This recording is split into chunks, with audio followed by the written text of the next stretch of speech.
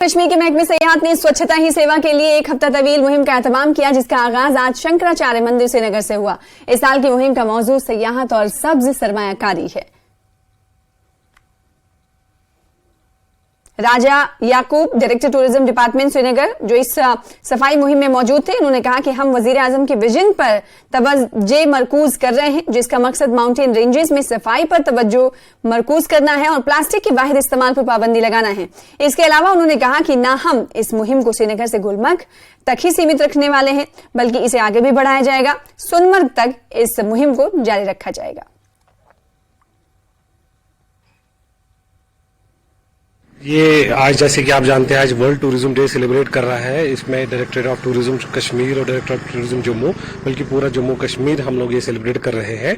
इसमें हमने कल एक सेमिनार भी ऑर्गेनाइज किया है, और जो इस बार का जो थीम है टूरिज्म एंड ग्रीन इन्वेस्टमेंट, उस पर हमने कल एक सेमिनार भी किया अपने डायरेक्टरेट में।